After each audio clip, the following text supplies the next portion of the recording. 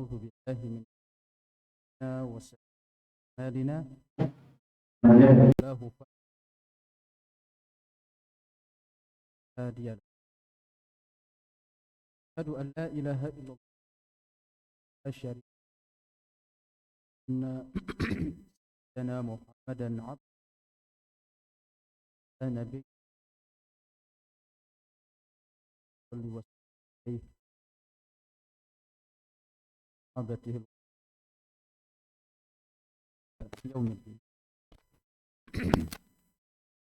Kita ketemu lagi Ibu-ibu di pelajaran kita pelajaran Minhajah Al-Muslim, melanjutkan pembahasan kita di bahasan sebelumnya. Kita selesai dari pembicaraan kita azab kubur dan nikmat kubur, dan di hari ini kita masuk ke dalam bahasan tentang keimanan terhadap qadha dan qadar. Keimanan terhadap qadha dan qadarnya Allah Subhanahu wa ta'ala. Beriman kepada qadha, hukum, dan beriman kepada qadar, ketetapan. Disimak baik-baik karena nanti akan ada pertanyaan ya. Beriman kepada qadha, hukum Allah Ta'ala, dan beriman kepada qadar, ketentuan Allah Subhanahu wa Ta'ala. Di buku kita di pasal ke-12, halaman 74. Di halaman 74. Di sini disebutkan seorang mukmin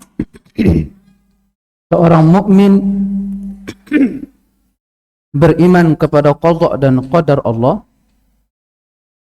Beriman kepada qadha dan qadarnya Allah itu meliputi beberapa poin-poin berikut. Ini di garis bawah ya di bukunya Ibu-ibu.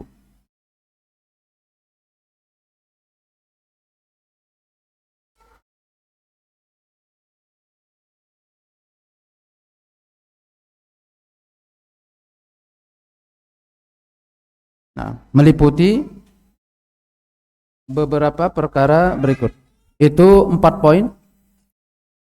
Kata Syekh atau di buku kita, meliputi pertama bahwa seorang mukmin dia beriman kepada qadha dan qadarnya Allah, yang itu merupakan kebijaksanaan dan kehendaknya Allah. Bahwa pemutusan atau penentuan atau pengkadaran qadha dan qadar Allah itu meliputi pertama kebijaksanaan dan kehendaknya Allah. Allah bijaksana di dalam menurunkan itu atau di dalam menentukan itu, dan juga kedua Allah berkehendak. Allah berkehendak.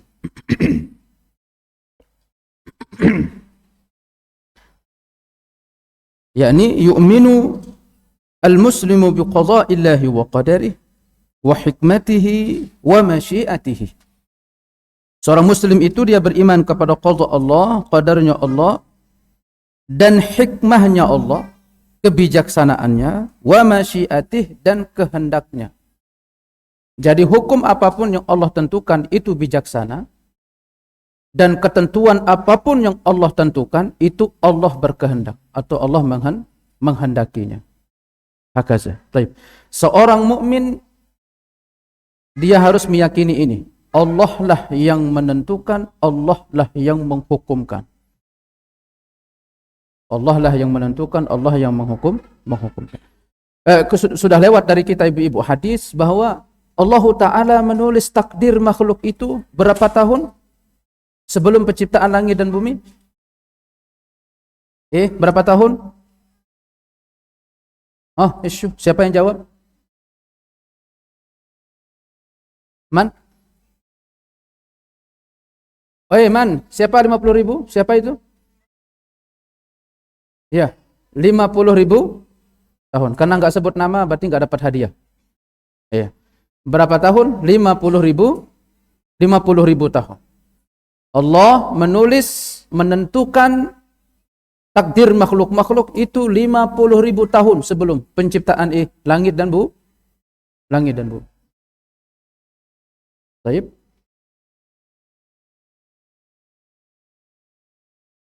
Maka belajar qadha dan qadar ini penting, ibu-ibu. Belajar qadha dan qadar ini penting.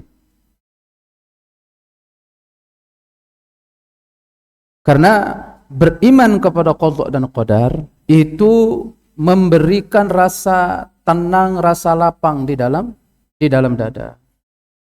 Beriman kepada qadha dan qadar memberikan rasa tenang, memberikan rasa lapang di dalam dada. Baik. Yahdi qalbah. Itu Allah akan memberikan petunjuk di kepada hatinya. Maka beriman atau mempercayai atau mengimani qadha dan qadar itu mendatangkan rohah.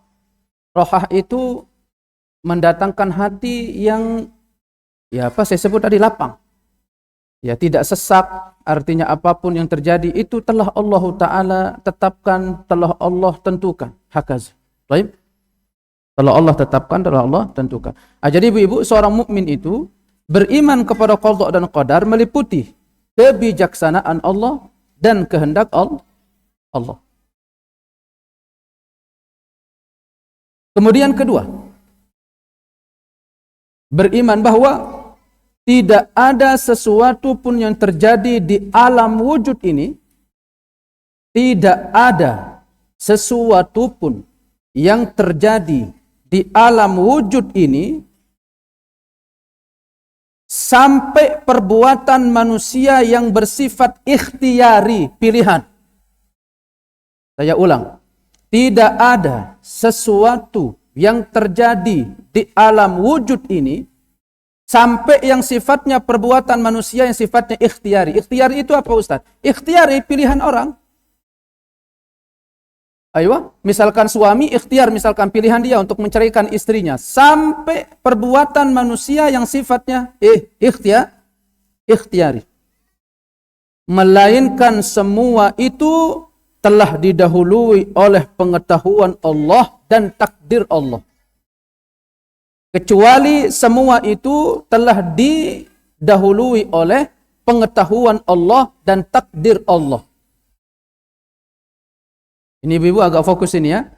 Karena sering menjadi masalah pelik ini, masalah takdir, masalah qadha. Makanya tidak heran dulu ada kelompok Qadariyah yang mengingkari takdir. Mengingkari takdir. Atau seperti kelompok Jabariyah. Padahal beriman kepada qadha dan qadar ini bagian dari apa? 6 dari rukun iman.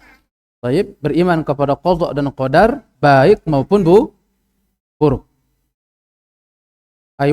Tidak ada sesuatu pun yang terjadi di alam wujud ini sampai perbuatan seorang hamba yang sifatnya ikhtiyari. Ikhtiyari itu apa? Pilihannya sendiri. Itu kecuali telah didahului oleh ilmunya Allah dan telah didahului oleh takdirnya Allah. Artinya Allah menghendaki itu. Menghendaki itu. Baik. Menghendaki terjadinya.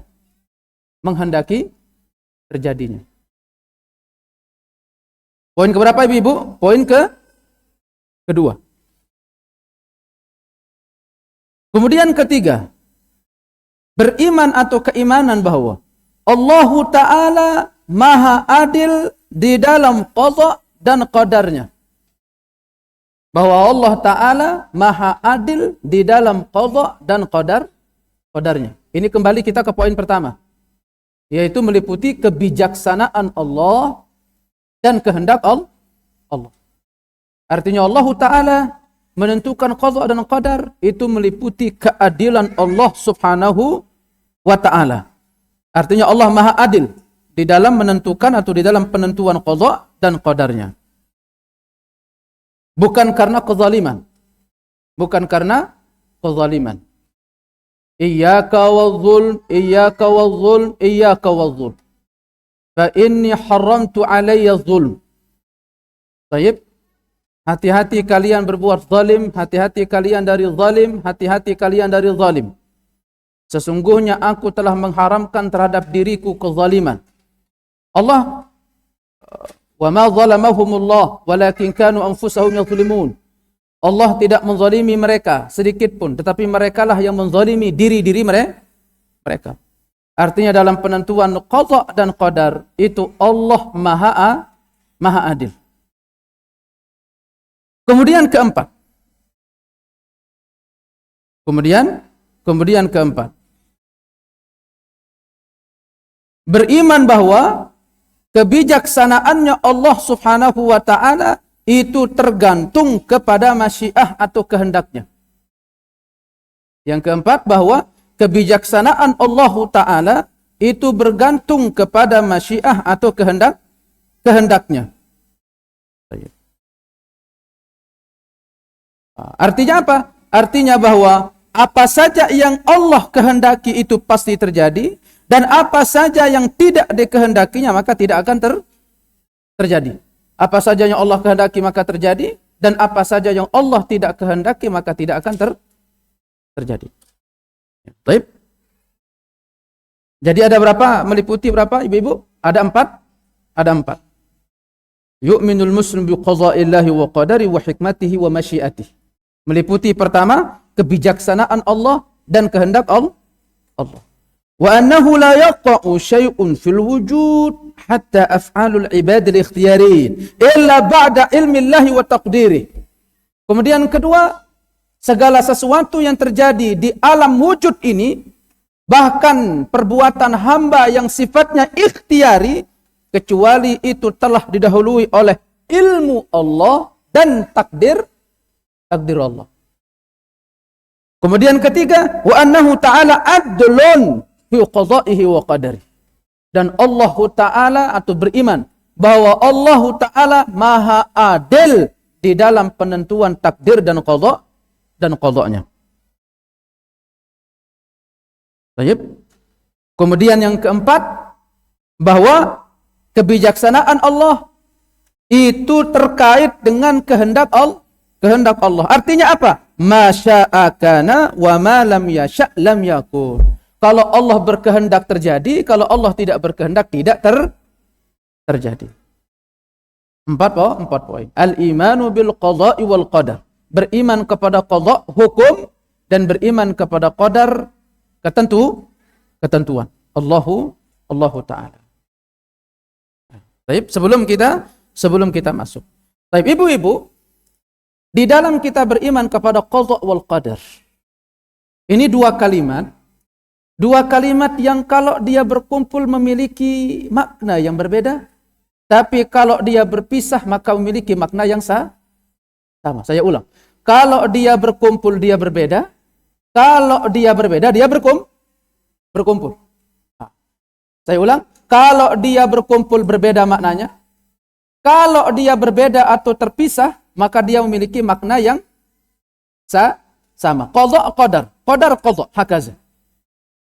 Tapi kalau ketika dia berada dalam satu dalam satu penyebutan, qadha wal qadar, berarti memiliki makna yang berbeda. Kalau dia berkumpul, berbeda. Kalau dia berbeda, berkumpul. Ayo. Qadha dan qadar itu memiliki 4 tingkatan. Penetapan takdir itu memiliki 4 tingkatan. Penetapan takdir memiliki 4 tingkatan. Ibu-ibu dicatat. Penetapan takdir memiliki 4 tingkatan. Pertama, al-ilmu. Didahului oleh apa? Ilmunya Allah. Artinya terhadap Sultan Hasanuddin Allah telah mengetahui seluruh jejaknya dan akhir dari hidupnya. Apakah Sultan ini masuk neraka atau masuk surga? Dan di dalam perbuatan Sultan ada yang mengantarkan dia. Apakah perbuatannya itu menjerumuskan dia ke neraka? Ataukah perbuatan dia itu baik yang bisa mendatangkan dia atau mengantarkan dia ke surga? Allahu ya'lam. Allah sudah mengetahui. Jadi apa yang berlaku di kehidupan seorang sultan misalkan, baik, itu Allah sudah mengetahui. Hari Senin sultan misalkan kemana? Ke Cibinong atau hari Ahad. Allahu Ta'ala ya'lam. Allah sudah mengetahui. Kemudian dia pergi di Cibinong, berhenti di bawah pohon, sambil buka HP misal begitu, atau sambil beli air minum misalkan. Allahu ya'lam. Allah sudah mengetahui. Paham ibu-ibu? Ayo. Makanya jangan salahkan Allah.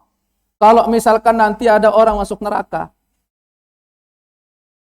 Karena memang itu sudah siklus dari perbuatan si sultan yang mengantarkan dia ke neraka atau mengantarkan dia masuk apa? Masuk surga. Kemudian kedua, setelah Allah mengetahui, Allah menulisnya. Allah menulisnya di mana? Di Lauhil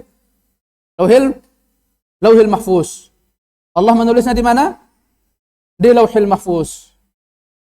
Di Lauhil Mahfuz. Itu dalam surat. Allah menulis di Lauhil Mahfuz. Makhluk yang pertama kali Allah ciptakan, apa namanya? Al-Qalam. Siapa itu yang jawab? Siapa itu? Ibu, siapa namanya? Dapat hadiah ini. Ibu siapa? Ibu? Dapat kaos kaki, Bu. Iya. Makhluk yang pertama kali Allah ciptakan apa? Al-Qalam. Lalu Allah memerintah kepada Al-Qalam untuk menulis seluruh makhluk-makhluk takdirnya sebelum ia dicipta. Maka makhluk itu tercipta dengan seluruh sudah direkam oleh Allah dari jejak makhluk itu.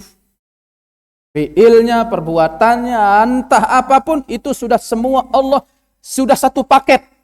Terciptanya makhluk dengan seluruh takdir-takdirnya. Paham ibu-ibu?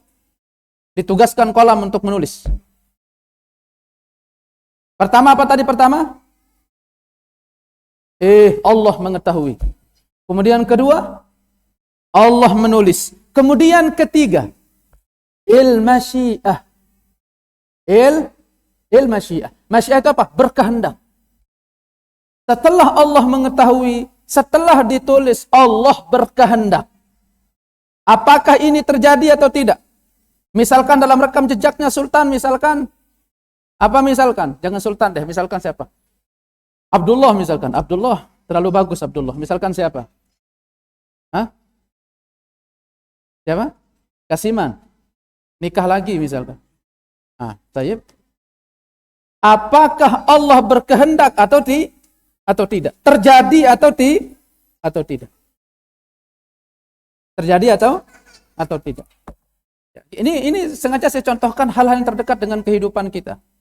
Hal-hal yang terdekat dengan kehidupan kita. Yang sering orang itu membenturkan takdir atau qadha dengan kejadian-kejadian tersebut. Sampai mungkin ada perempuan atau ada orang mengatakan apa? Ya Allah, kenapa saya ditakdirkan demikian? Kenapa saya ditakdirkan demikian? Tapi ada orang ngomong begitu. Kalimat-kalimat seolah-olah menyalahkan siapa? Menyalahkan Allah.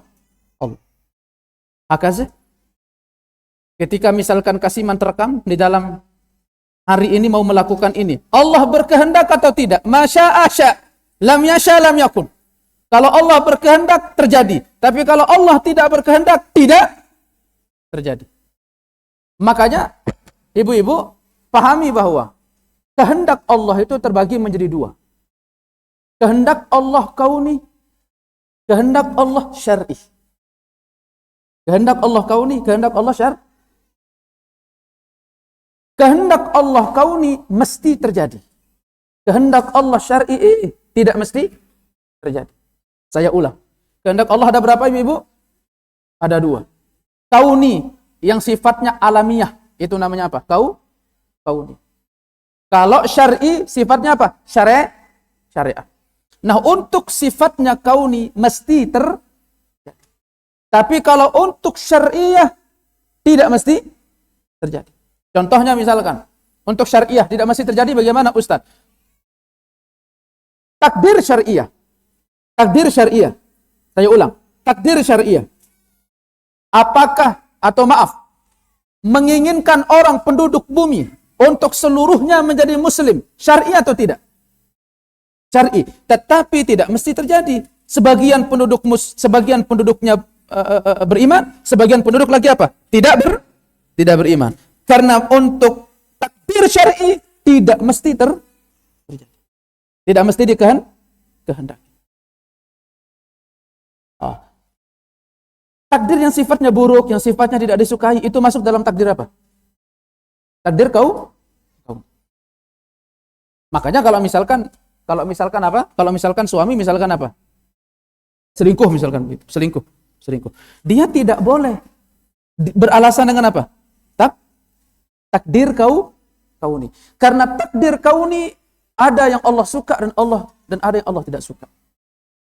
Sementara takdir syar'i mesti Allah suka. Jangan nanti orang beralasan ketika dia mencuri kemudian takdir. La, apakah Allah ridha dengan takdir itu?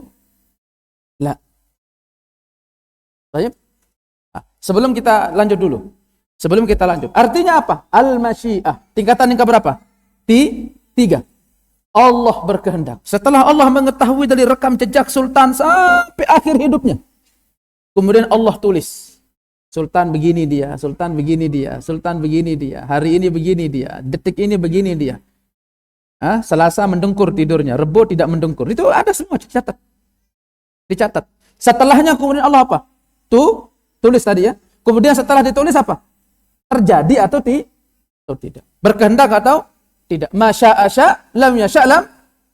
Jika Allah berkehendak maka terjadi, kalau Allah tidak berkehendak tidak terjadi. Kemudian keempat, al-khalqu.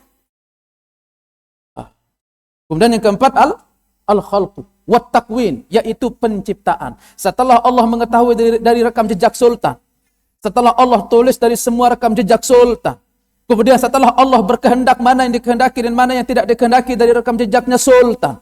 Baru Allah ciptakan Sultan. Setelah didahului semuanya dengan apa? Ilmunya Allah tentang siapa? Tentang Sultan. Makanya manusia itu ada kehendak, Allah pun ada kehendak. Ini perhatikan ibu-ibu. Manusia itu ada kehendak, Allah ada kehendak. Jangan sampai menafikan kehendak manusia. Akhirnya ada suami bilang, kamu kenapa selingkuh, Mas? Takdir. Enggak, Allah sudah tahu dari catatan apa? Dari rekam jejak dirimu. Maksud saya begini ibu-ibu, maksudnya orang ketika dia melakukan kesalahan, dia harus ingat-ingat ini. Untuk dia bisa segera memperbaiki diri. Setidaknya dorongan untuk dia memperbaiki diri, mungkin itulah yang dulu rekam jejak yang Allah catat untuk diri.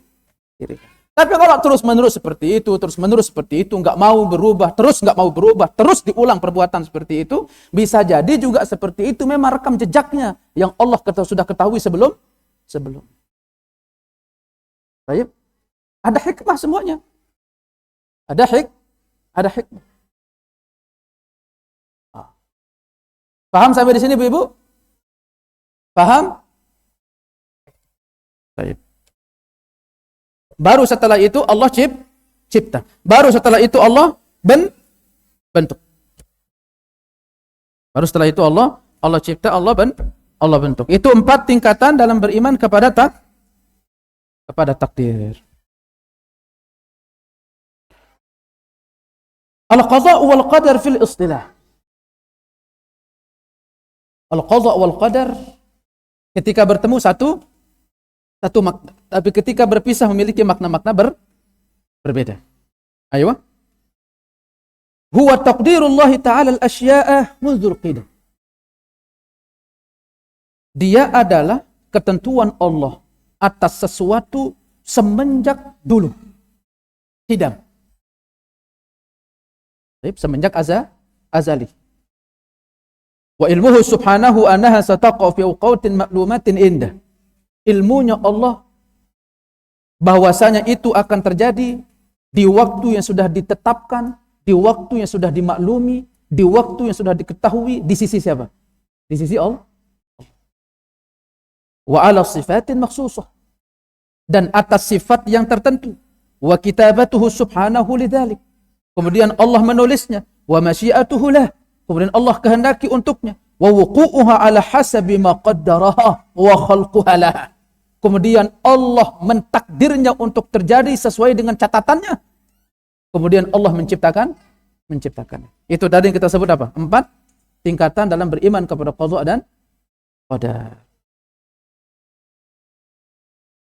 Kata Imam Al-Khattabi, qad yahsab katsirun minan nasi anna ma'na al-qadari min Allah wal qadha'i minhu man al-ijbar wal qahar lil 'abdi ma qada'uhu wa qaddara.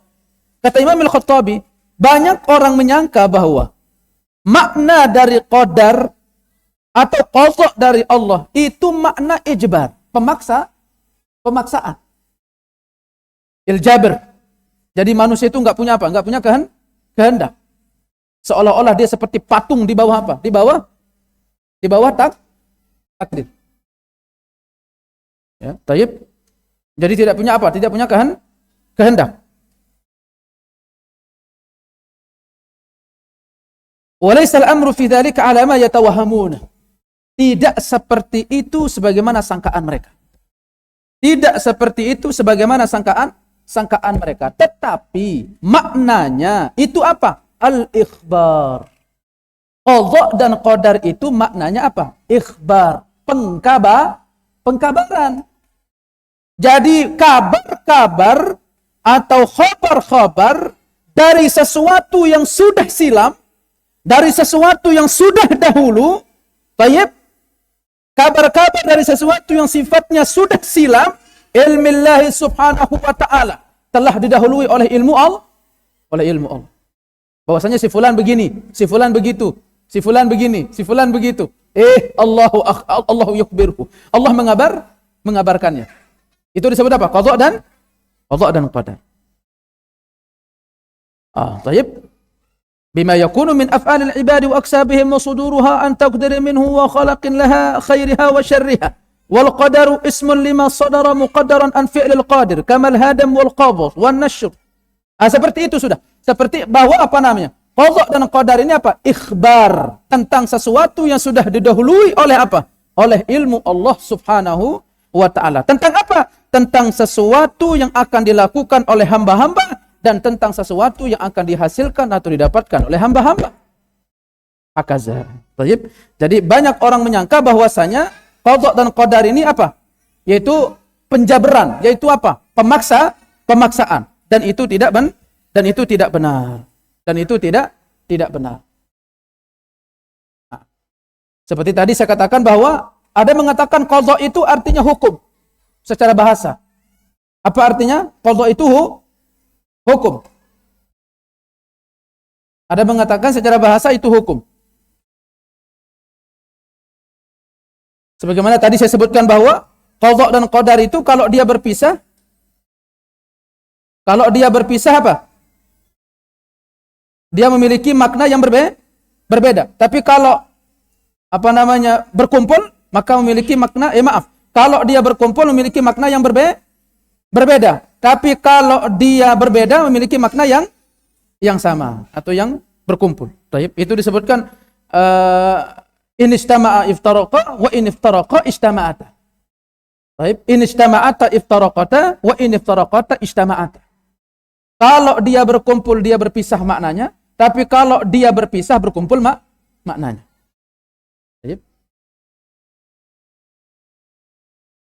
Nah, jadi kalau dia terpisah, makna takdir apa? Makna qadha apa? Nih ibu-ibu dengerin. Kalau dia terpisah maknanya ketika dia berkumpul, berarti maknanya apa? Sendiri. Maka takdir itu apa? Yaitu apa yang telah Allah tentukan di zaman azali an yakuna fi khalqihi, sebelum penciptaannya. Itu disebut apa? Takdir. Takdir itu adalah apa yang ditentukan oleh Allah semenjak zaman azali sebelum penciptaan makhluk itu. Disebut apa? Takdir. Kemudian qada itu sendiri apa? Yaitu apa yang telah Allah tentukan pada makhluknya berupa apa? Ijad, au i'dam, au takhir. Ijad, i'dam, au takhir. Mewujudkannya, meniadakannya, atau merubahnya. Itu disebut apa? Qada. Kalau takdir tadi sesuatu ditentukan oleh Allah sebelum zaman azali, atau semenjak zaman azali, sebelum makhluk dicipta. Tapi kalau qada, sesuatu yang sifatnya apa? Terkait dengan ketentuan Allah, sifatnya apa? Mewujudkannya, atau meniadakannya, atau merubahnya. Maka dan itu sesuai dengan kehendak apa? Kehendak Allah. Sesuai dengan kebijaksanaan Allah. Saya minum dulu Ibu. Karena membahas qadar ini butuh tenaga. Bismillah.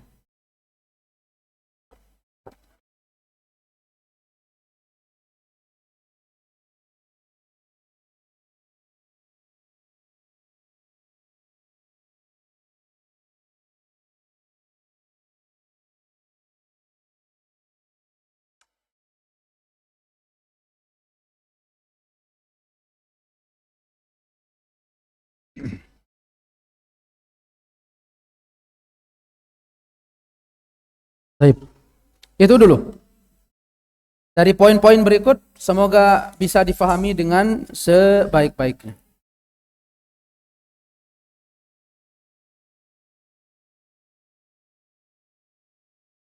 Kita masuk ke halaman 74.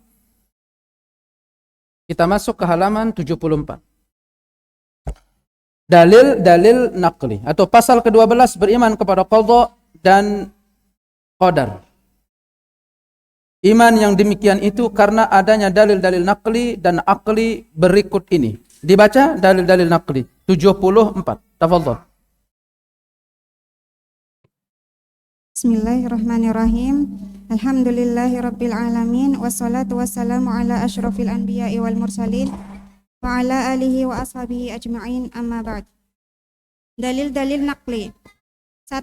Informasi dari Allah Subhanahu wa taala berkenaan dengan hal tersebut, seperti firman-Nya tentang takdir. Boleh enggak orang berhujjah dengan takdir? Boleh tidak orang berhujjah dengan takdir? Tes. Boleh tidak orang berhujjah dengan takdir? Enggak boleh.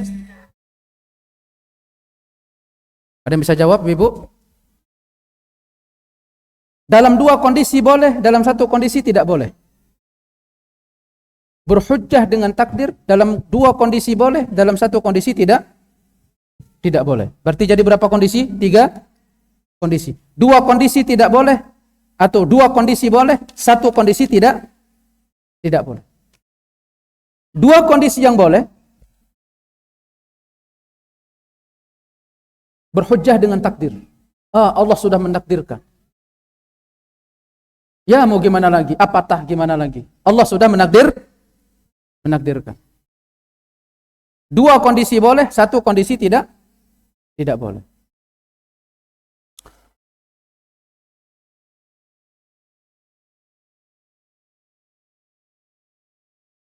Beralasan dengan takdir boleh ba'da nuzuli il-masaib, setelah turunnya musibah. Setelah turunnya musibah. Dan ini tingkatan apa namanya, ketika orang itu menyandarkan seluruh atau sesuatu yang sifatnya musibah, kemudian dia mengatakan hadza ma qaddarahullah, ini sudah ditakdirkan oleh Allah. Boleh atau tidak? Boleh. Setelah turunnya apa? Musibah. Kemudian kedua,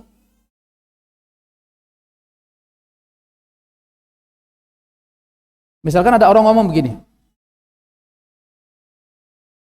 bukannya kamu dulu itu orangnya pemabuk ya, kok alim sekarang ya? Bukannya kamu dulu itu orangnya pemabuk, kok kamu sekarang baik ya? Sering ke masjid ya? Boleh dia mengatakan apa?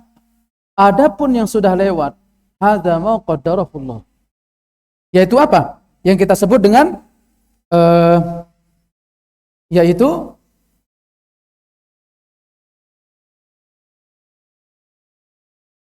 beralasan dengan takdir, dengan sesuatu yang sifatnya aib, yaitu aib, tetapi sifatnya sudah lewat dan sudah taubat.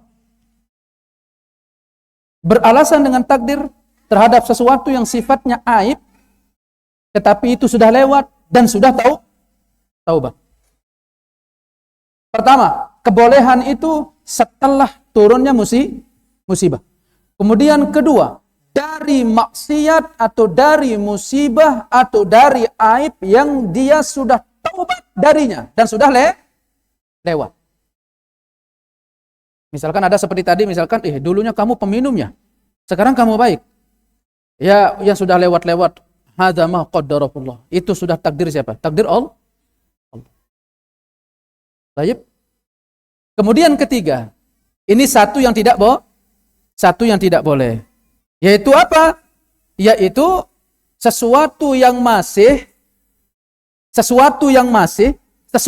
sedang, sifatnya aib, sifatnya kesalahan, baik, dan terus menerus di atasnya, masih berada di atasnya, masih melakukannya. Nah, ini yang tidak boleh beralasan dengan apa? Dengan takdir. Berada di atas maksiat atau berada di atas aib-aib atau berada di atas kesalahan-kesalahan dan masih berada terus menerus di atasnya, tidak boleh beralasan dengan apa? Takdir. Dua boleh, satu tidak boleh. Boleh setelah turun musibah, ini Allah sudah takdirkan. Boleh kalau sudah taubat. Taruhlah atau anggaplah sesuatu sudah Allah takdirkan. Tetapi untuk yang ketiga, yang dia masih berada di atasnya, apalagi terus menerus di atasnya, itu tidak boleh. Paham Ibu? Baik, jangan sampai lupa dicatat. Kita ulang. Dalil-dalil naqli. Diulang Ibu, halaman 74. Dalil-dalil naqli. 1. Informasi dari Allah Subhanahu wa taala berkenaan dengan hal tersebut, seperti firman-Nya tentang takdir. Bisa agak dekat enggak? Agak kecil ya? Sesungguhnya kami Sesungguhnya kami menciptakan segala sesuatu menurut ukuran. Al-Qamar 49. Al-Qamar 49. Inna kulla syai'in khalaqnahu biqadar. Sesungguhnya kami menciptakan segala sesuatu menurut ukurannya. Sudah sesuai takarannya. Sudah sesuai kadarnya. Sesuai dengan apa yang Allah ketahui sebelumnya. Kemudian apa yang Allah sudah tulis. Kemudian apa yang Allah sudah kehendaki. Dan apa yang sudah Allah cipta. Tidak menyeleweng, tidak keluar, tidak nyelimpeng. Pas dirus dari takdir masing-masing. Makanya saya katakan tadi Ibu saya, orang beriman kepada Allah, beriman kepada takdir Allah, itu murtahul qalb. Maka jiwanya akan menjadi apa? Menjadi tenang. Jiwanya akan menjadi tenang. Karena segala sesuatunya, saya ulang, segala sesuatunya itu akan tersedot dan berhenti di satu titik. Yaitu siapa? Allah. Apapun yang terjadi, apapun yang terwujud, itu semua akan tersedot pulang kembali ke Allah. Amalan-amalan, jiwa, nyawa, diri, itu semua kembali kepada Allah. Terhenti kepada Allah. Inna kulla syai'in khalaqnahu biqadar. Ini serupa dengan ayat di dalam suratul Furqan. Allah Ta'ala yaqul wa khalaqa kulla syai'in faqaddarahu taqdira. Dan dialah Allah yang menciptakan segala sesuatu dan dialah Allah yang menetapkan ukuran-ukurannya dengan serapi-rapinya, takdir. Serapi-rapinya. Dan juga dalam suratul A'la, Sabbihisma rabbikal a'la alladzi khalaqa fasawwa walladzi qaddara fahada. Sabbih isma rabbikal a'la alladzi khalaqa fasawwa walladzi qaddara fahada. Sucikanlah nama Tuhanmu wahai Muhammad yang maha tinggi, yang menciptakan dan yang menyempurnakan dan menentukan kadar masing-masing dan memberi petunjuk. Allahu Akbar. Dan Allah tidak lupa. Walladzi qaddara fahada. Baik. Setelah Allah mentakdir, Allah memberikan apa? Petunjuk.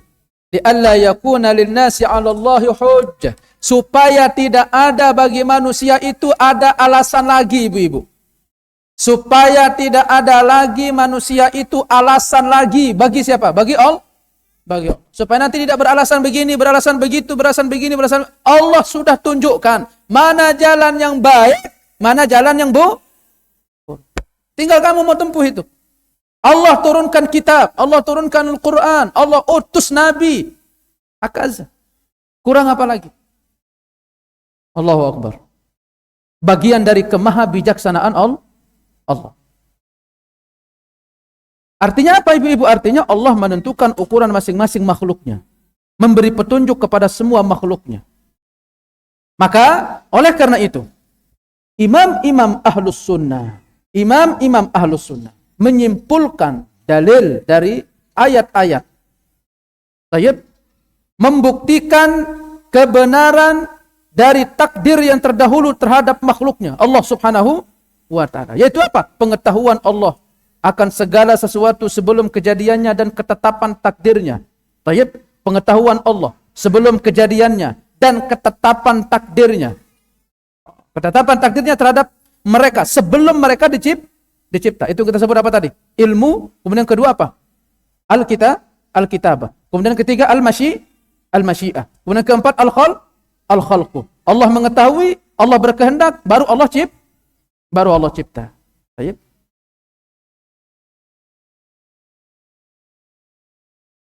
Dulu ada golongan di ujung zaman sahabat. Ada golongan di ujung zaman sahabat. Ini keluar dari zaman sahabat. Keluar dari zaman sahabat. Di ujung zaman sahabat. Tetapi bertemu sama zaman sahabat. Kelompok yang mengingkari apa? Takdir. Kelompok yang mengingkari takdir.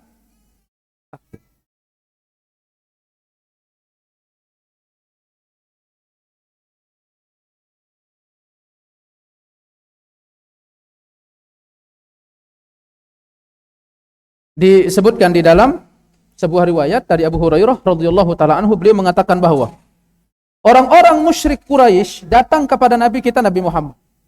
Orang-orang musyrik Quraisy datang kepada siapa? Sayyidina sallallahu alaihi wasallam. Datang kepada Sayyidina untuk apa? Untuk berdebat dengan Sayyidina dalam masalah apa? Dalam masalah takdir. Inilah sebab turun surat Al-Qamar.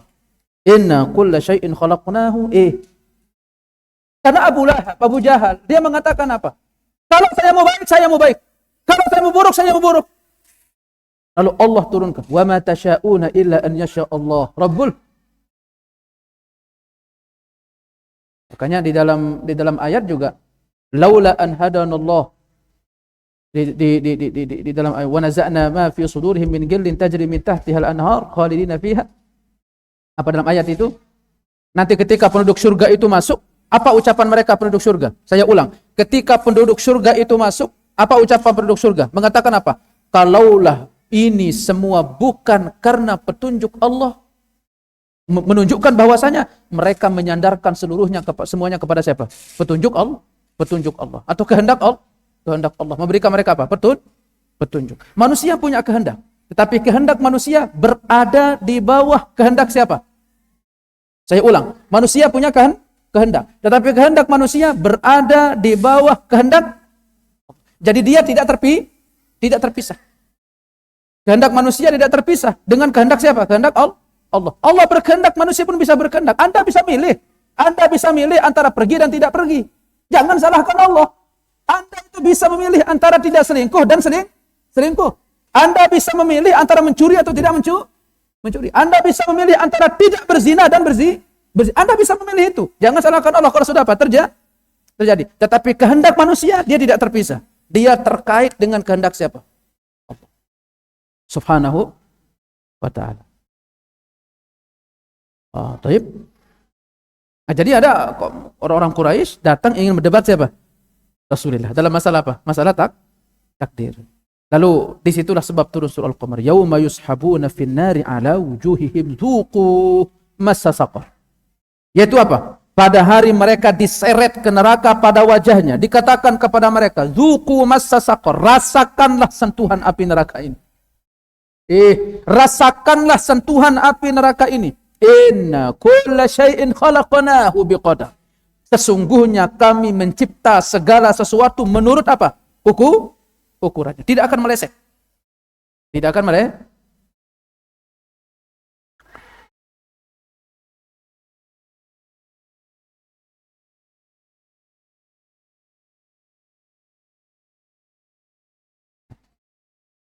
Ayat ini surah Al-Qamar ini Ibu, yauma yushabuna fin nari ala wujuhihim dzuqu massa saqar inna kulla syai'in khalaqnahu biqadar. Ini kata Sayyidina sallallahu alaihi wasallam bersabda, ya, nazalat fi unasin min ummati yakununa fi akhir zaman yukadzibuna biqadarillah. Ayat ini turun untuk orang-orang dari umatku. Umat siapa? Umat siapa? Umat siapa? Umat Rasulullah sallallahu alaihi wasallam. Yakununa fi akhir zaman, yang mereka nanti di akhir zaman yukadzibuna biqadarillah. Mereka itu mendustakan takdir siapa? Allah. Jadi ayat sudah turun untuk apa? Untuk sesuatu yang akan datang. Benar atau tidak? Benar. Masya Allah, maha benar dari sabda Rasulullah. Jauh atau setelah pasca wafatnya Sayyidina, muncul kelompok-kelompok demikian. Sempalan atau kelompok-kelompok sempalan mengingkari apa? Dan dia mengatakan dirinya apa? Muslim. Dia mengatakan dirinya Muslim. Makanya kata Abdullah bin Umar, disebutkan datang ada seorang tokoh begini. Apa kata beliau? Selama dia tidak beriman kepada qadha dan qadar Allah, maka apa? Maka Allah tidak akan pernah menerima amalannya. Berarti apa dia? Kafir. Berarti siapa yang mengingkari takdir Allah subhanahu wa ta'ala, mengingkari qadha Allah subhanahu wa ta'ala, maka dia kafir. Tapi ada yang menetapkan tetapi ditakwil. Ada yang menetapkan tetapi mentakwil. Nah, ini sesuai dengan kadar kesesatannya masing-masing. Nah, ini pentingnya orang belajar. Sesuai dengan kadar kesesatannya masing-masing. Itu kata Sayyidina sallallahu alaihi wasallam, nazalat fi unasin min ummati yakununa fi akhir zaman yukadzibuna biqadarillah. Ayat ini turun untuk manusia nanti dari umatku. Mereka akhir zaman. Mereka mendustakan takdir Allah. Atha ibn Rabah. Atha ibn Abi Rabah. Tabi'in. Murid siapa? Murid Ibn Abbas radhiyallahu taala anhu. Karena ibu-ibu, mohon maaf ibu-ibu. Karena mungkin ibu-ibu yang tidak terlalu bergesekan dengan faham luar, tetapi yang sudah bergesekan dengan faham luar, maka pasti akan bertemu dengan sempalan atau spesies kelompok-kelompok ini. Spesies kelompok-kelompok ini. Yang mengingkari apa? Takdir dari kalangan liberal. Dari kalangan siapa? Dari kalangan liberal. Bahwasanya Atha ibn Abi Rabah, beliau pernah datang kepada Imam Sayyidina Ibn Abbas radhiyallahu taala anhuma. Imam Ibn Abbas saat itu sedang menimba air dari sumur Zamzam. Lagi nimba air dari sumur Zamzam. Lalu Atha berkata kepada beliau bahwa sebagian orang ada yang membicarakan masalah takdir. Maka Ibnu Abbas berkata, benarkah mereka telah membicarakannya? Apa kata Atha? Aku menjawab, iya. Maka Ibn Abbas berkata, demi Allah, tiadalah ayat berikut diturunkan melainkan berkenaan dengan mereka. Yaitu apa? Dzuqu massa saqar inna kulla syai'in khalaqnahu biqadar. Berarti Ibn Abbas bertemu atau tidak? Bertemu dengan kelompok-kelompok itu. Ya. Lalu apa kata Imam Ibn Abbas? Mereka adalah seburuk-buruk umat ini. Maka janganlah kamu jenguk orang-orang yang sakit dari mereka. Jangan pula kamu menyolatkan orang-orang yang mati dari mereka. Dan jika kamu menjumpai seorang dari mereka, coloklah matanya dengan kedua jarimu. Sedemikian dahsyatnya siapa? Imam Ibn Abbas. Ya akhi, bedakan antara kesalahan yang sifatnya eksidental. Saya ulang ibu-ibu. Bedakan antara kesalahan yang sifatnya eksidental dengan kesalahan yang sifatnya apa? Manhaji atau insidental. Yang sifatnya apa? Bagian dari internal agama Islam. Saya ulang. Bedakan antara faktor eksternal kesalahan orang dengan faktor internal. Apa itu maksudnya Ustaz? Nabi sallallahu alaihi wasallam pernah beliau ada orang mabuk minum khamar. Haram atau tidak? Haram. Rasulullah memanggilnya. Esoknya lagi apa? Mabuk lagi. Itu orang. Kemudian dipukul lagi sama Sayyidina Rasulullah sallallahu alaihi wasallam untuk berhenti. Besoknya lagi khamar lagi, mabuk lagi. Dipukul lagi sama Sayyidina Rasulullah sallallahu alaihi wasallam. Agar apa? Agar berhenti. Ada sahabat mendengar begini. Ketika orang itu lewat, dia ngomong apa? Aku itu sudah capek tangan saya. Kamu lagi. Rasulullah itu sudah capek tangannya untuk mukul engkau. Kenapa kamu gak berhenti? La'anakallah. Semoga Allah melaknat dirimu. Lalu orang yang di samping mendengar Rasulullah SAW yang mendengar itu, apa kata Rasulullah? Jangan melaknatnya. Jangan melaknat. Baik. Karena orang yang sifatnya melakukan kesalahan faktor eksternal. Tetapi kalau sudah kesalahan yang menyangkut agama, perhatikan, berbicara tentang agama, berpendapat tentang agama, berkeyakinan tentang agama, dia rusak agama Islam. Kalau orang masalah dia khamar, dia mabuk, dia judi, itu masalah dia sendiri-sendiri. Kita doakan, kita nasihatkan. Kalau dia kembali, alhamdulillah. Terus kita apa? Nasihatkan. Itu masalah dia pribadi. Satu saat dia apa? Taubat. Jangan kita mendahului siapa? Mendahului Allah. Siapa tahu kita meninggal dan tadi apa? Taubat. Sampai cerita ada orang yang ahli maksiat bertemu di akhirat, ternyata apa? Yang ahli ibadah tadi yang menasihati dia masuk neraka, yang ahli maksiatnya masuk surga. Karena dia mendahului kehendak Allah. Dia mengatakan apa? Semoga Allah melaknatmu. Padahal itu perbuatan yang tidak untuk berefek untuk apa? Agama Islam. Tapi coba lihat, ketika kesalahan yang sifatnya apa? Manhaj. Ketika Rasulullah SAW menyebutkan tentang satu kelompok, Khawarij. Siapa mereka Khawarij? Para pemberontak. Apa kata Sayyidina Rasulullah? Hum kilabun nar. Mereka itulah anjing-anjingnya neraka. Kalau sekiranya aku bertemu dengan mereka, maka aku akan membunuh mereka. Sallallahu alaihi wasallam. Dia ngaku muslim atau tidak? Ngaku muslim. Tetapi masalahnya apa? Kesalahannya itu masalah apa? Terkait tentang manhajai. Kalau terkait tentang masalah amalan pribadi orang, itu jangan kita mendahului siapa? Mendahului Allah. Makanya maksiat itu lebih ringan daripada apa? Beda. Maksiat itu lebih ringan daripada bid'ah. Karena bid'ah yang dirusak apa? Agama Islam. Adapun maksiat itu akan cukup untuk area dirinya sendiri. Sesuai dengan kadar kesalahannya Allah akan hisab. Sesuai dengan kadar pelanggarannya Allah akan hukum. Tetapi berbeda kalau dia merusak apa? Agama Makanya jauh-jauh hari Sayyidina mengatakan, man ahdatsa fi amrina hadza ma laysa minhu fahuwa. Baik. Di dalam hadis yang lain, siapa yang menyembunyikan atau siapa yang menolong, siapa yang menyembunyikan ahli bid'ah. Baik.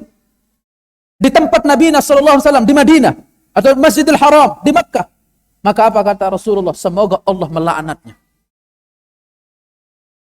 Karena ini terkait tentang agama siapa? Agama Allah Subhanahu wa ta'ala. Sedemikian dahsyatnya siapa? Abdullah bin Abbas radhiyallahu ta'ala anhu. Apa kata beliau? Kalau engkau bertemu dengannya, colok kedua matanya. Karena ini penyimpangan apa? Penyimpangan manhajai, penyimpangan agama. Baik.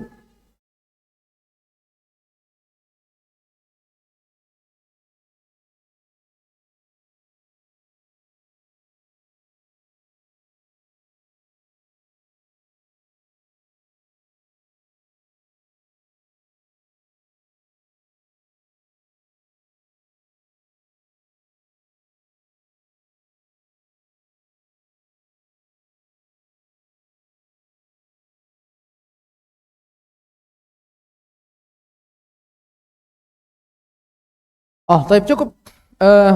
Karena sangat banyak dari tentang ini. Artinya tentang kabar dari Sayyidina bahwa takdir atau ada kelompok yang akan muncul yang mengingkari apa? Mengingkari takdir. Maka kita cukup dengan hadis Sayyidina sallallahu alaihi wasallam, "Innallaha kataba maqadiral khalaiq." Sesungguhnya Allah telah menulis takdir-takdir makhluk qabla an yakhluqas samawati wal ard. Sebelum Allah mencipta langit-langit dan bumi bi 50 alf sanah. Bi 50 alf sanah, 50.000 tahun. Wa kana arshuhu 'alal ma. Dan adalah arasy-Nya Allah berada di atas air. Dan adalah arasy-Nya Allah berada di atas air. Sallallahu alaihi wasallam. Inna kulla syai'in khalaqnahu biqadar. Sesungguhnya kami menciptakan segala sesuatu menurut ukurannya. Firman-Nya, tafadhal. Firman-Nya tentang pengetahuan dan takdirnya atas segala sesuatu. Dan tidak ada sesuatu pun melainkan pada sisi kamilah hasanahnya. Dan kami tidak menurunkannya melainkan dengan ukuran tertentu. Al-Hijr ayat 21. Aywa. Wa ma nunazziluhu illa biqadarin ma'lum. Wa ma nunazziluhu illa biqadarin ma'lum. Wa in min syai'in illa indana khazainuh. Dan tidaklah dari sesuatu pun kecuali di sisi kamilah khazainuh, perbendaharaan. Makanya kata Imam Ibn Al-Qayyim Al-Jauziyah rahimahullah, wa huwa anna kulla syai', segala sesuatu itu la yutlabu, tidak diminta, illa mimman indahu khazainuh, kecuali kepada zat yang di sisinya ada segala perbendaharaan. Ya ukhti, seberapa besar harapanmu kepada Allah? Seberapa sering engkau minta kepada Allah? Saya ulang, seberapa besar harapanmu kepada, dan seberapa sering engkau datang minta kepada Allah?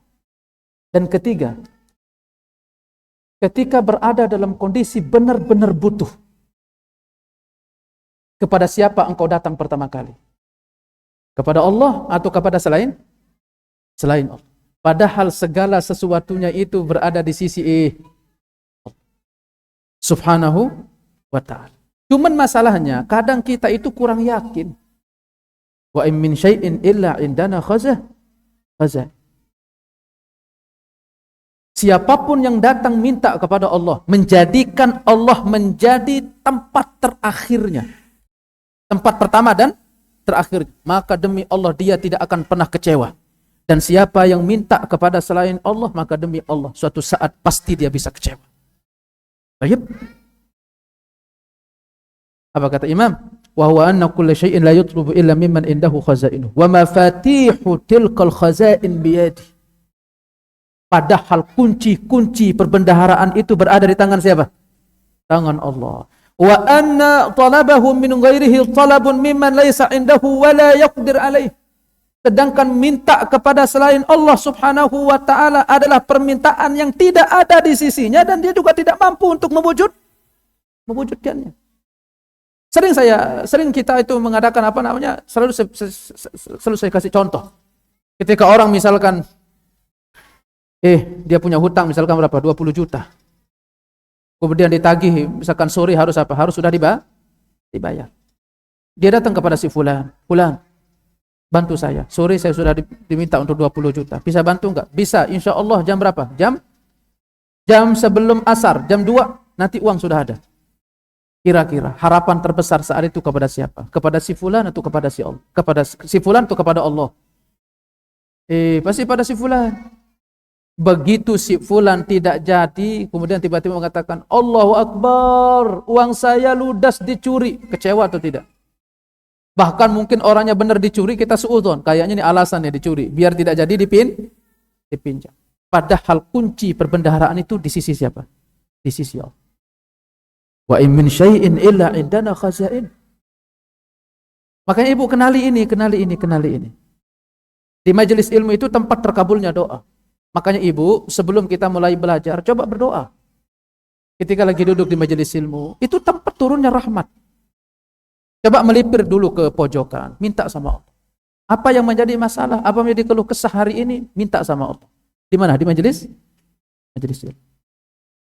Jadikan zat satu-satunya sebagai tempat berhentinya segala macam keluh kesah, permintaan dan permohonan, itu hanya di depan zatnya siapa? Zat Allah Subhanahu wa ta'ala. Banyak orang telah membuktikan itu. Banyak orang telah membuktikan itu. Dikala dia terdesak, dia minta sama Allah secara langsung. Dia minta, Allah kabulkan. Itu banyak kisah-kisah disebutkan di dalam kitab ya. Yang saya pernah dulu ada orang di padang pasir kehilangan apa? Kehilangan unta. Kehilangan unta, kemudian di unta itulah bekal-bekalnya di situ, minumnya di situ, makannya, tiba-tiba untanya apa? Hilang. Hilang untanya.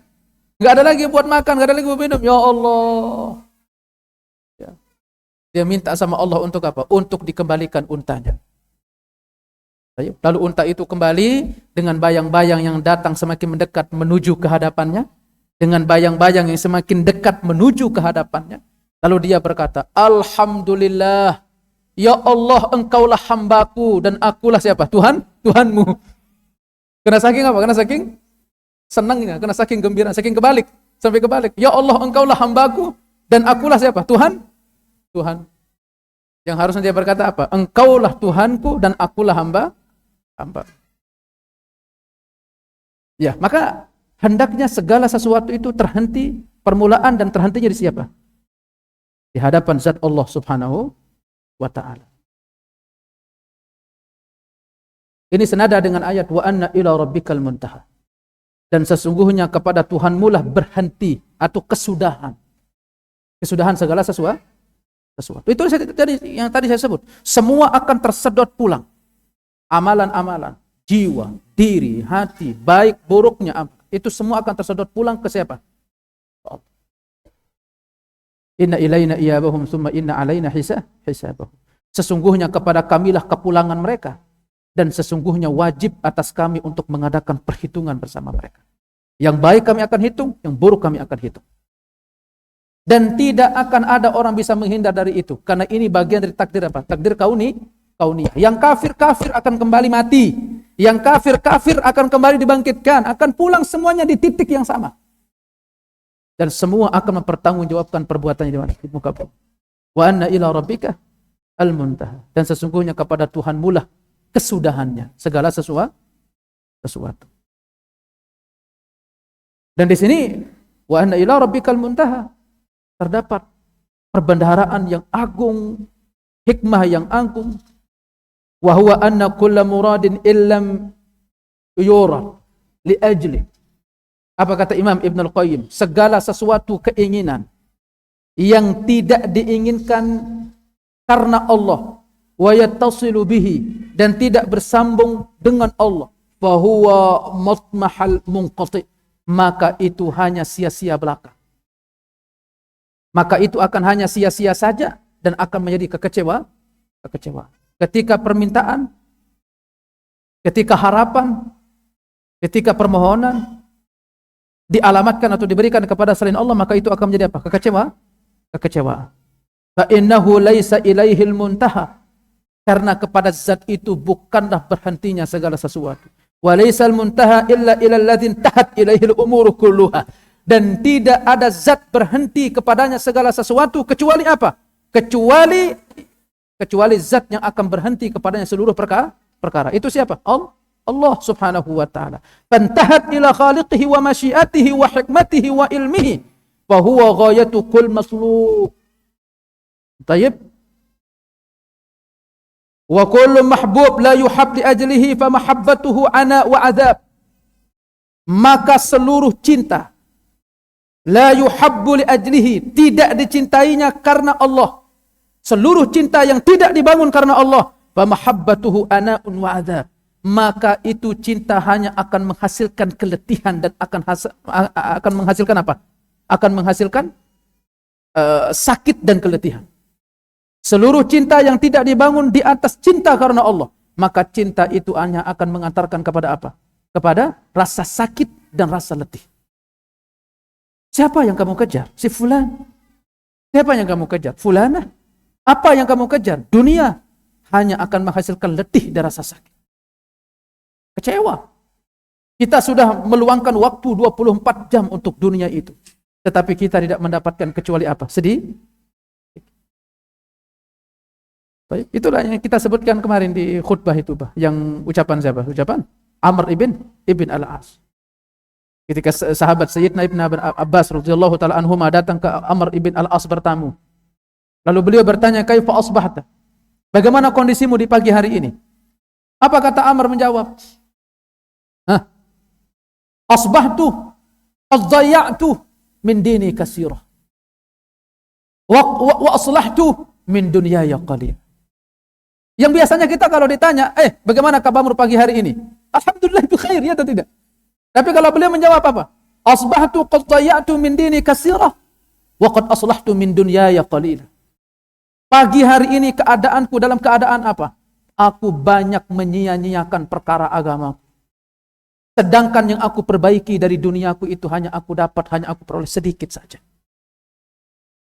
Hanya demi dunia lalu kita, ya Allah, majelis ilmu, duduk di majelis ilmu, duduk belajar, zikir, salat dan segala macam. Hanya demi dunia.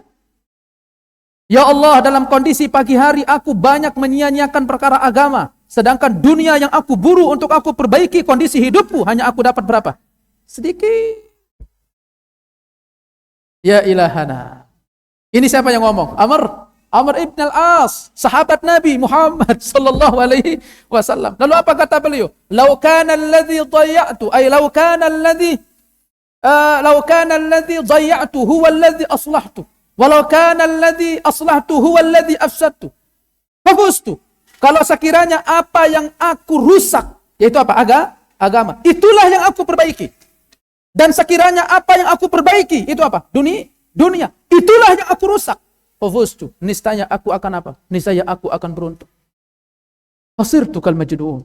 Aku ini seperti orang gila, Ibn Abbas. Mengejar dunia sedemikian rupa. Seperti orang gila. Pergi pagi pulang pagi, pergi pagi pulang malam, seperti orang gila. La artaqi biyadai wala ahbit birijlai. Sampai-sampai aku tidak bisa lagi merasakan apapun. Kedua tanganku enggak bisa untuk meraih apapun. Kedua kakiku enggak bisa untuk berdiri di atas tanah. Padahal dia berdiri di atas apa? Ini ucapan siapa? Amr ibn al-As. Fa'izni bimau'izatin ya Ibn Abbas. Nasihatkan aku dengan satu nasihat. Kan ada orang seperti itu ya. Yang kepala jadi kaki jadi kepala. Di dalam mengejar apa? Dalam mengejar dunia. Sampai selalu ada alasan untuk mau hadir di majelis ilmu itu, ada selalu alasannya. Beginilah, begitulah, beginilah. Kalau dulu di zaman Nabi Muhammad, mungkin orang ini sudah apa? Sudah ditahzir mungkin. Antum ingat? Ketika ada 3 orang sahabat tidak ikut berperang di zaman Nabi Muhammad. Ingat ya? Yang ditahzir sama Rasulullah 50 hari, 50 malam. Tidak diajak bicara sama Nabi. Sampai salah seorang sahabat yang waktu itu ditahzir, apa mengatakan, aku pergi ke pasar, enggak ada orang yang mengajak aku untuk berbicara. Sepi rasanya dunia itu. Aku bertemu dengan Rasulullah. Aku sengaja mendekat-dekatkan diri kepada Rasulullah. Aku lihat kepada Rasulullah. Rasulullah menyampingkan wajahnya. Aku menyampingkan wajahku. Rasulullah melihat kepada diriku. Sedih. Hanya masalah ketika hari orang pergi perang ke Tabuk, dia tidak apa? Tidak ikut. Padahal sebelumnya itu orang-orang ini apa? Selalu ikut berperang bersama siapa? Rasulullah SAW. Baru sekali tidak ikut perang sama Rasul. Akhirnya Rasulullah pulang. Apa kata Rasulullah? Kamu kenapa enggak ikut? Kamu kenapa enggak ikut, kata Rasulullah? Mau bohong takutnya juga ditahu. Mau dusta juga takutnya ditahu. Karena Rasulullah itu apa? Tempat turunnya wahyu. Apa katanya? Ya Rasulullah, saya jujur. Saya jujur ya Rasulullah. Kenapa? Karena tepat pada hari itu, ladang saya itu lagi sedang berbuah-buahnya ladang saya. Ya Allah. Dan lagi sedang mahal-mahalnya harga barang. Jualan. Berarti hari itu dia tidak berangkat hanya untuk manen apa? Manen buah. Boleh atau tidak? Boleh padahal. Dan hari itu sedang jualan, orang lagi laris-larisnya. Hari itu dia bergumam sama dirinya. Ya Allah, dulu saya sering perang sama Nabi Muhammad. Saya minta izin sehari ini saja ya Allah. Karena ini benar-benar sedang lagi matang-matangnya buah. Orang lagi beli mahal. Baju atau pakaian juga lagi mahal. Hanya untuk sekali saja. Dia tidak apa? Dia tidak ikut berperang. Ditahzir sama Rasulullah. Bagaimana dengan alasan kita yang memang bukan tidak ada alasan sesuatu yang mendesak? Memang tidak mau. Memang karena hatinya sakit. Taib. Hanya karena hatinya sakit, nggak mau hadir di majelis. Barakallahu. Tentu nggak sama ya dengan medan perang dengan apa? Majelis ilmu. Tapi apa? Itulah satu faedah yang kita ingin angkat atau ingin ambil. Bagaimana cintanya Nabi Muhammad untuk apa? Kebaikan untuk diri kita. Amr bin Al-As mengatakan apa? Sampai-sampai kedua tanganku nggak bisa lagi merasakan meraih, dan kakiku nggak bisa lagi aku rasakan menapak di atas apa? Di atas kasih aku satu nasihat, wahai Ibn Abbas. Padahal Ibn Abbas itu lebih muda dari siapa? Amr bin Al-As ini lebih tua dari siapa? Ibn Abbas. Kasih aku nasihat. Apa kata beliau? Hayhata sarqnu akhika akhak. Wala yasha'u an yabkiya illa bakait. Tidak. Bahkan hari ini lebih layak untuk menangis. Siapa? Ibn Abbas. Lalu dua orang ini berpegangan karena saking gak kuat untuk apa? Untuk derai air mata yang keluar untuk dalam mereka menatap dunia itu. Bagaimana manisnya dunia itu.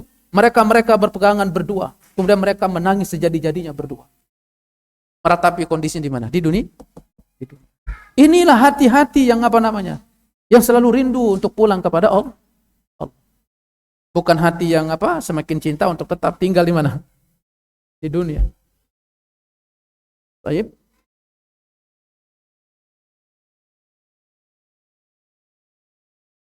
Lalu apa kata Imam? Wa kullu qalbin la yasilu ilaihi fahuwa syaqiyyun mahbub an sa'adatihi wa falahihi. Fajtama'a ma yuradu minhu kulluhu fi qawli wa in min syai'in illa indana khaza'inu. Wajtama'a ma yurad lahu kulluhu fi qawlihi wa anna ila rabbikal muntaha falaysa wara'ahu subhanahu ghayat tuslab wa laysa dunahu ghayat ilaihil muntaha illa Allah. Baik. Tidak ada terhenti segala sesuatu permohonan permintaan dan tidak ada sesuatu yang dicari kecuali Allah subhanahu wa ta'ala. Dan tidak ada sesuatu yang berhentinya segala sesuatu kecuali di depan zatnya siapa? Zatnya Allah. Maka carilah Allah. Maka berhentilah segala permohonan kepada Allah. Jangan diberikan kepada selain. Wa in min syai'in illa indana khaza'in. Nah, dalilnya apa? Wa ma nunazziluhu illa biqadarin ma'lum. Yaitu apa? Dan kami tidak menurunkannya melainkan dengan ukuran tertentu. Kemudian firman berikutnya. Al-Hadid 22.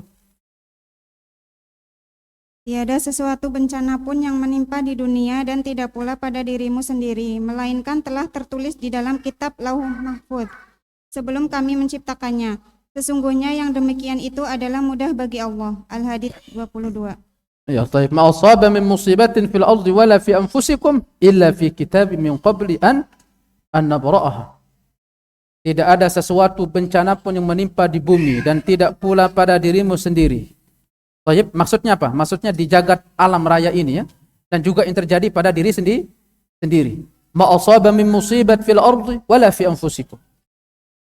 Baik, bencana apapun yang menimpa bumi dan juga yang menimpa diri sendiri illa fi kitabim min qabli an nabra'aha, melainkan itu semua telah tertulis dalam kitab Lauhil Mahfuz sebelum kami menciptakannya. Ya, mencipta manusia dan makhluk.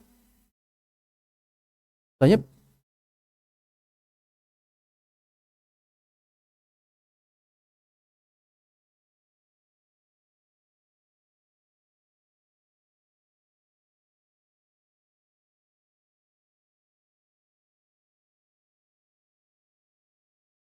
Wa ma asaba min musibah fil ardi, dan apa yang Allah timpa berupa musibah di muka bumi, itu maksudnya apa? Paceklik, kekeringan. Wala fi anfusikum, dan apa yang menimpa pada diri kalian itu maksudnya apa? Rasa sakit atau penyakit. Musibah.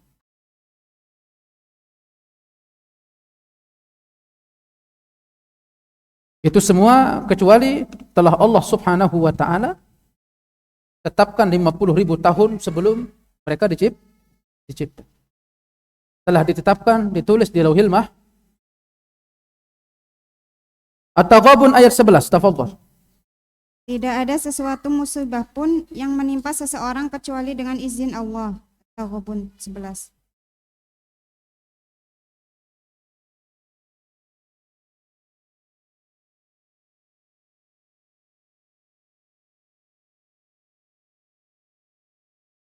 Ma asaba min musibatin illa biiznillah. Tidak ada sesuatu musibah pun yang menimpa seorang kecuali dengan izin Allah. Ibn Abbas radhiyallahu taala anhuma, beliau berkata bahwa makna yang dimaksud di sini ialah apa? Perintah Allah. yakni kekuasaan dan kehendak Allah. Ma asaba min musibah illa biiznillah. Dan tidak ada sesuatu musibah pun yang menimpa seseorang kecuali dengan izin Allah. Makanya apa? Beliau menukil ayat At-Taghabun ayat 11. Wa man yu'min billah. Siapa yang beriman kepada Allah, yahdi qalbah. Maka Allah Subhanahu wa taala akan memberikan petunjuk kepada hatinya. Wallahu bikulli syai'in alim. Allah terhadap segala sesuatu itu apa? Maha mengetahui.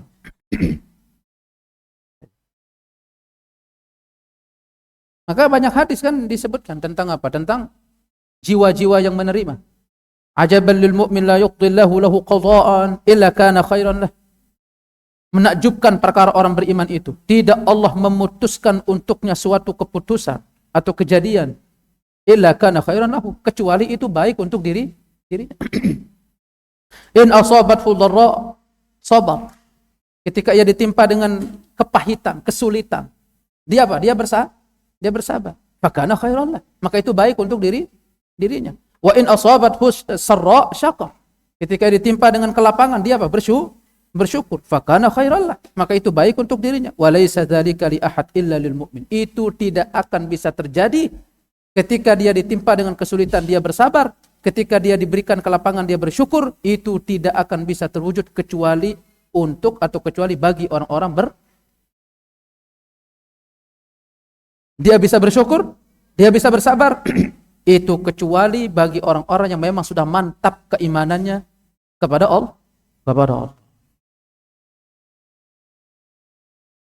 Di dalam hadis yang lain, Sayyidina sallallahu alaihi wasallam bahwasanya ada seseorang datang bertanya kepada Rasulullah, ibu-ibu. Apa dia bertanya? Ya Rasulullah, ayyul amali afdal? Ya Rasulullah, amalan apa yang paling utama? Imanun billah. Beriman kepada Allah. Wa tasdiqu bihi. Membenarkannya. Wa jihadu fi sabilih. Berjihad di jalan Allah. Qala, uridu ahwan min hadha. Aku ingin lebih rendah dari itu ya Rasulullah. Mungkin berat. Maksudnya apa? Ingin, karena beriman kepada Allah beriman. Tapi kadang-kadang apa? Tingkatan keimanan kita berbeda-beda. Ada orang ya seperti yang kita bilang kemarin. Kalau kita ngomong mah enak, sabar. Tapi begitu yang kita diuji, bisa sabar enggak? Jarang orang bisa sabar. Di hatinya itu banyak menggerutu, ya Allah, saya ini sudah ustadz, saya ini dai, ceramah kemana-mana, kok masih diuji ya Allah. Akan begitu kalau kita, kan manusia begitu. Atau saya sudah sholat, saya sudah begini, saya rajin ibadah, sholat malam, diuji ya Allah. Akhirnya, lalu apa? Aku ingin yang lebih ringan dari itu ya Rasul. Apa kata Rasulullah? La tattahimillaha fi syai' qadha laka bih. Jangan engkau menuduh atau jangan engkau menikam, jangan engkau menciderai sesuatu pun yang telah Allah tetapkan untuk dirimu. Sudah Allah tetapkan untuk dirimu. Kemudian firman Allah Subhanahu wa taala selanjutnya dibaca. Dan tiap-tiap manusia itu telah kami tetapkan amal perbuatannya sebagaimana tetapnya kalung pada lehernya. Al-Isra 13. Wa kullu insanin alzamnahu ta'irahu fi unuqi. Dan tiap-tiap manusia itu telah kami tetapkan amal perbuatannya sebagaimana tetapnya kalung pada lehernya. Maksudnya enggak bisa lepas sesuatu yang nempel. Tidak bisa lepas sesuatu yang nempel. Ya. Artinya amal itu merupakan sesuatu ketetapan atas diri pelakunya. Naam, di mana dia atau kelak dia akan mendapatkan balasan darinya. Imam Ibn Abbas radhiyallahu taala anhuma menukil ayat, "Faman ya'mal mithqala dzarratin khairan yarah, wa man ya'mal mithqala dzarratin syarran yarah." Baik.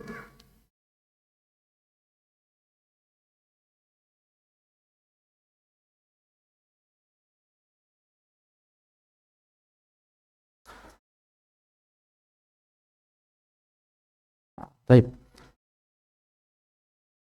Wa kullu insanin alzamnahu ta'irahu fi unuki. At-Taubah 51, qul lan yusibana illa ma kataballahu lana huwa maulana wa 'ala Allahi falyatawakkalul Mukminun. Insyaallah kita akan bahas di pertemuan berikut. 11.48. Ada pertanyaan Ibu-ibu? Tafadhol.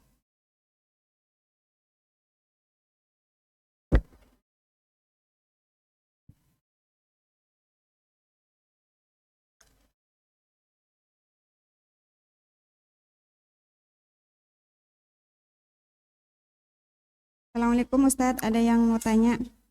Taib. Bagaimana sebaiknya pembagian warisan atau waktunya, apakah harus menunggu 100 hari? Bagaimana kalau dua dari 3 bersaudara atau ahli waris tidak mau menjual rumah warisan dan tidak mau menjual perhiasan orang tua, ibu yang sudah meninggal. Perhiasan itu sudah mencapai nisab, selama hidup orang tua tidak mau membayar zakatnya atau perhiasan. Pakai orang penengah kalau memang dia nggak mau. Pakai orang kepercayaannya kalau dia tidak mau. Atau proseskan hukum kalau dia tidak mau. Wajib. Itu bagian dari hak yang diperjuangkan. Itu bagian dari hak yang diperjuangkan. Dan orang yang nggak paham hukum agama. Baik. Ya, saya juga bingung ya kalau kasus-kasus seperti ini, namanya orang sudah menolak itu, bagaimana kita mau melayaninya? Paling yang bisa kita lakukan apa yang bisa kita lakukan? Memproses secara hukum, memutuskan di pengadilan siapa yang salah, siapa yang benar. Gitu. Ya, intinya hukum itu adalah seluruh perkara yang ditinggalkan oleh orang yang meninggal itu menjadi hukum warisan. Semua yang ditinggalkan oleh orang yang meninggal itu menjadi hukum warisan. Maka harus dibagi, dan di situ ada hak orang lain. Siapa yang memakan hak orang lain, maka dia sama seperti memakan bakar atau kayu bakar neraka. Sama seperti dia memasukkan kayu bakar ke dalam perutnya. Nah, ini yang seperti ini kan enggak tumbuh masalah di hatinya, enggak pernah ngaji, enggak pernah nuntut ilmu, bagaimana bisa tumbuh seperti itu? Tidak faham. Baik, sahalallahu umurakum. Semoga Allah mudahkan perkaranya. Baik. Kalau memang ada keluarga yang tidak setuju, mestinya tidak harus terjadi. Karena apa? Karena hukum asal dibagi, bukan tidak dibagi. Saya ulang. Karena hukum asalnya itu dibagi, bukan tidak Apa maksud saya hukum asal dibagi, tidak dibagi? Iya, karena hukum asal peninggalan mayit itu dibagi sebagai harta warisan. Adapun yang sifatnya itu, kalau misalkan itu diperuntukkan sebagai milik bersama, itu sifatnya thari'ah. Thari'ah, yaitu apa? Sifat eksternal. Sesuatu yang sifatnya datang belakangan. Dan itu kita minta persetujuan seluruhnya kepada ahli waris. Kalau ada ahli waris tidak setuju, bagaimana caranya agar mereka setuju? Misalkan mungkin dilebihkan, nanti misalkan mengatakan, oke, kita bagi dulu, nanti bagian saya mungkin kamu ambil setengah. Yang penting ini jangan dijual, misal begitu. Enggak apa-apa. Itu bagian trik-trik untuk apa? Untuk supaya keluarga, supaya adik dan kakak atau paman itu tidak apa? Bertengkar. Atau adik dan kakak atau saudaranya tidak bertengkar. Gimana pun caranya. Kalau memang dia itu bersikeras, misal ke rumah itu tidak dijual atau rumah itu tidak dibagi untuk menjadi menjadi kenang-kenangan. Baik. Menjadi kenang-kenangan, misalkan nanti pulang bersama ke situ. Gimana caranya supaya adiknya atau supaya kakaknya itu puas? Ya udah, mungkin bagian saya diambil, yang penting ini jangan ini. Ini untuk apa? Untuk kamu sampai setuju, misalkan apa? Ini tidak dijual. Ya, kalau memang ada tokoh agama atau dia percaya, boleh panggilkan tokoh agama tersebut. Boleh dipanggilkan tokoh agama tersebut. Kalau misalkan dia tetap bersikeras dengan itu sudah bagian dari mengambil harta manusia dengan cara batil, dan itu haram. Berdosa dia. Berdosa. Selama itu tidak ada wasiat dari siapa orang yang meninggal. Wallahu a'lam bissawab. Wallahu a'lam bissawab. Ada lagi Ibu? Di luar sana ada manhaj salaf namun melarang dan tidak merekomendasikan menyimak ustadz-ustadz yang di titik-titik dan ustadz-ustadz kibar lain yang dakwah lewat YouTube. Bagaimana menyikapinya Ustadz? Syukron Ustadz. Dia yang harusnya tidak duduk belajar. Itu tadi, jadi dia tidak bisa membedakan mana kesalahan eksidental, mana kesalahan manhaji. Dia memasukkan masalah hukum foto antara haram atau halal, dimasukkan ke dalam masalah hukum apa? Internal manhaji. Jadi ketika didapati ustadz misalkan mungkin pakai video, mungkin ketika ceramah, menurut dia haram pakai video itu, dimasukkan ke dalam manhaji. Ditahzir orang dengan masalah apa? Karena ustadz itu masih pakai video. Minus otaknya di situ tuh orang-orang itu. Dia tidak mengerti hukum fikih, mana manhaji, mana hukum. La ilaha illallah. Orang-orang ini orang sakit hatinya, orang-orang ini.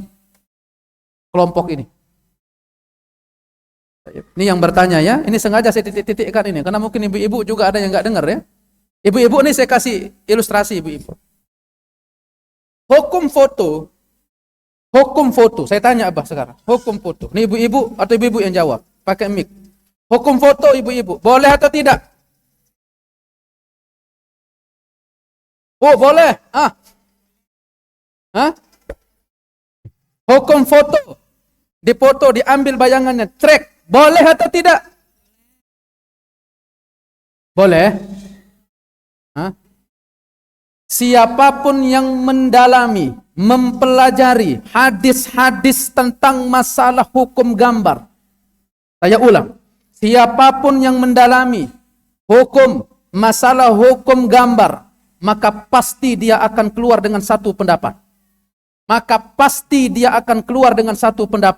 Bahwa hukum foto itu boleh, tetapi dia memiliki syarat-syarat.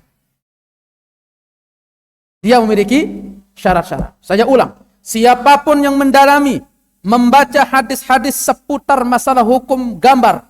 Bukan foto ya. Foto itu bagian dari hukum gambar. La'anallahul musawwirin. Allah melaknat para tukang gambar. Kata Syekhna Ibn Baz rahimahullah, tukang gambar di sini masuk dalam dua kategori. Menggambar langsung dengan tangannya atau menggambar manusia dengan foto. Ayo. La'anallahul musawwirin. Allah melaknat mereka. Maka siapapun yang masuk membahas hukum foto, membaca hadis-hadis tentang gambar. Dimatiin dulu mic-nya, Bu. Ahlan. Siapapun yang membahas hadis-hadis tentang hukum gambar, maka pasti dia akan keluar dengan satu pendapat. Yang paling baik itu menghindar. Kalaupun boleh, hukumnya ada syarat. Syaratnya apa? Syaratnya itu mungkin untuk kepentingan, untuk keperluan, bikin KTP, bikin paspor, akta nikah dan segala macam, supaya ketahuan nikahnya berapa kali, supaya tidak diam-diam. Ayo, kalau foto, jangan foto di sana beda, foto di sini beda. Ternyata mukanya apa? Padahal orangnya sama. Hakaza. Ini apa? Penting. Ini perlu. Orang kalau mau daftar apa, misalkan bikin SIM segala macam, butuh apa? KTP. Butuh foto untuk itu. Selama dalam hal sesuatu yang ada kepentingan, maka hukumnya boleh. Dan pasti dia akan keluar dengan satu pendapat. Bahwa foto dalam arti boleh secara mutlak, itu tidak ada. Artinya dikit-dikit cekrek foto. Di foto, ibu-ibu lagi makan-makan di pinggir sungai, foto bu, cekrek foto. Nanti diupload di status WA, nanti upload di status FB, nanti upload di status Instagram. Alhamdulillah lagi duduk bersama ibu-ibu ummahat. Lagi apa? Lagi makan bareng ummahat. Alhamdulillah. Yang tidak diundang kelayaran. Ayo, yang tidak diundang akhirnya apa? Loh, kenapa kok saya tidak diundang? Kok yang diundang cuman itu saja? Tek segala macam. Orang kalau dia membahas tentang hadis-hadis, ibu-ibu, saya pengen orang yang belajar fikih, orangnya adalah orang yang paling taat hukum. Jangan sekedar kita belajar saja. Jadi, apa saya ulang? Orang kalau mau mempelajari tentang hadis-hadis foto, dia akan keluar dengan satu pendapat. Lebih baik itu menghindari. Bolehnya tetapi diikat. Taruhlah sekarang. Ada dua pendapat ulama mengatakan apa? Hukum boleh dan hukum haram. Setelah tadi saya prolog dengan satu pendapat yang lebih unggul. Lebih apa? Lebih benar, lebih sahih. Lebih sesuai dengan apa? Nafas-nafas apa? Lebih sesuai dengan nafas-nafas muru'ah. Menjaga wibawa. Tayyib.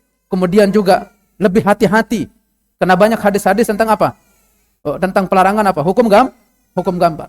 Tapi taruhlah sekarang, dua ulama mengatakan apa? Boleh, dan ada mengatakan haram. Lalu apakah ketika ustadz itu misalkan mengatakan boleh, kemudian ditahzir? Hah? Ini masalah-masalah khilafiyah. Ini masalah-masalah khilafiyah. Ini masalah-masalah apa? Taruhlah sekarang saya pribadi misalkan berpendapat haram. Berarti siapa yang berfoto salah atau tidak? Salah. Tapi salahnya di sini salah apa? Salah masalah apa? Salah eksidental. Kecuali kalau setelah misalkan kita sepakat misalkan sekarang foto itu haram. Dia mengatakan halal misalkan. Sama seperti khamr. Bedakan antara orang minum khamr dengan dia meyakini khamr itu apa? Haram, dengan orang yang tidak minum khamr dan dia mengatakan khamr itu halal. Masalahnya pendapat Anda yang haram, pendapatnya lain itu boleh. Ini bukan perkara yang sifatnya qat'i, bukan perkara sifatnya pasti. Kemudian dilancarkan tahzir di atasnya kelompok-kelompok yang sakit hati ini. Itu apa? Keterbelakangan mental, keterbelakangan akal, keterbelakangan ilmu, tidak mau duduk belajar di ulama-ulama kibar. Kemarin datang ulama-ulama kita, syekh, profesor, doktor, ulama-ulama kita di Madinah datang. Mana mereka? Duduk majelis enggak? Enggak mau duduk. Karena mereka seluruhnya ditahzir sama mereka. Tidak ada yang salafi kecuali mereka. Allahu Akbar. Ini mirip-mirip kelompok apa? Khawarij. Orang Khawarij itu mengatakan apa? Semua penduduk bumi ini kafir kecuali dia. Sama seperti dia mengatakan semua penduduk ini apa? Ahli bid'ah. Kecuali siapa dia? Kecuali dia yang apa? Salah. Semua harus ditahzir ulama-ulama Madinah hati-hatikan Madinah. Maka ibu-ibu hati-hati belajar. Bukan karena dia pakai cadar, bukan karena dia bercelana cingkrang, hati-hati belajar. Karena ada orang-orang yang memang tersusupi dengan pemahaman radikal. Kenapa? Tidak bisa membedakan antara mana yang masalah eksidental, mana masalah insidental. Akhirnya dicampur aduk akhirnya. Hanya benci saja sebenarnya. Hanya benci. Akhirnya dibungkus dengan alasan-alasan agama untuk benci orang. Wallahu a'lam bissawab. Jangan belajar ya sama orang-orang yang seperti ini. Jangan belajar sama orang-orang seperti ini. Ini anak-anak muda, anak-anak ingusan. Yang tua itu Ustaz Abdul Hakim, Ustaz Yazid ibn Abdul. Itu orang tua. Orang anak-anak muda. Baru LC tahzir. Baru ma'aha tahzir. Ya ilahana, inna lillahi wa inna ilaihi raji'un. Ibu-ibu, tingkatan 4 tingkatan. Siapa yang bisa mengulang di dalam mengimani takdir? 4 tingkatan. Pertama, ya udahlah saya tutup aja lah. Udah mulai buyar ibu-ibunya ya. Ya, yang hadir semoga terus diberikan kesehatan, diberikan al-afiat. Semoga kita bisa berjumpa kembali di pelajaran berikutnya. Wallahu waliyyun dzalika wal qadir. Subhanakallahumma bihamdika asyhadu an la ilaha illa anta astaghfiruka wa atubu ilaik. Assalamualaikum warahmatullahi wabarakatuh.